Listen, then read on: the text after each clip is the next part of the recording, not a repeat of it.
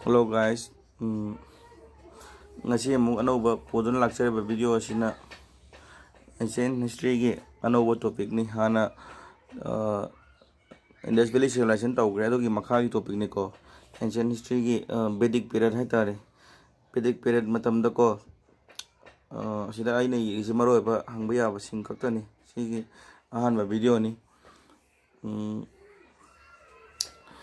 Vedic period matamse Vedic civilization haitare flourish along Saraswati river Saraswati torin manakta flourish torokpane ba mase Saraswati torin manakta horokne mase jese adoga Vedic period ki matamda kano se koi king se king je kaya haina khna matamda Gopati haina khna me Gopati haina khna me Gopati hai badi kano matamda koi Lord of Cattle hai badi mai meaning se jama toina hangi Oga Vedic period matamda maro tamdo si Aryas adoga Rig Veda exam ko na ko exam point of view da Rig Vedas kumba Rig Veda di Veda makal mari sina ya maro ore si moi kay kamay na like ha bada di maro ba ado fare je Aryan sing je moi kamay do tamda use chariots drive by horse moi se sagol gi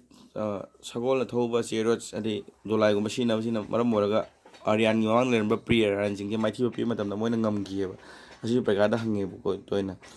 adoga Aryan tribe sing je karai da kam mhamda khundara me na hangi settlement je moi early settlement je karai da torga na hangta di sapta sindu da ko ta sindu da tor me ado Aryan sing na charamba fuchi ke go ta di koina karina ya bo ta di milk and its products oye ko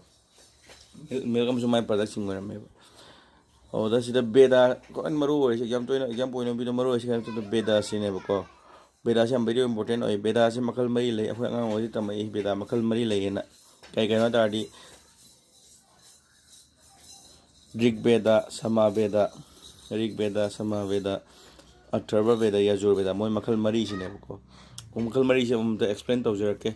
so bedanga haina like amutang hapcharam ke bedanga si toina hange bedanga si kai na matam sida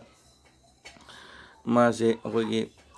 Beda se Beda mari se nursing to na boy nam tanai na ba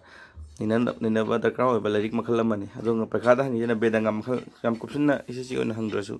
Beda ngam makhal se kya level na hangi Beda ngam makhal taruk leba ma se associated with study and understanding of four Vedas Beda mari se si tambaga mari lene ko Bedanga se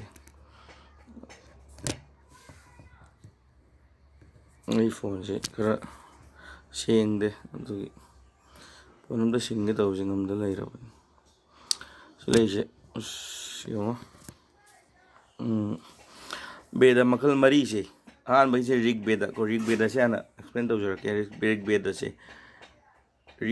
ka do tam ma se am bai maro very important ma se oldest Veda makal mari se khwai li ba Veda se Rig Veda ko khwai li ba Veda se ka ba Rig Veda ma se oldest of Vedas ne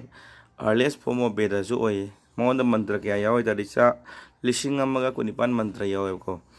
ado ma si dedicated hariba mantra sing kana dedicate over to Lord Agni gumba Lord Indra gumba da dedicate over ne ba o da mangonda yam important ba him mai di mantra makala mane masu amayo purusha sukta go exam to nangi purusha sukta se karamba Veda lo thorok bone na hoina kai lo thok bone ba Rig Veda de ko ado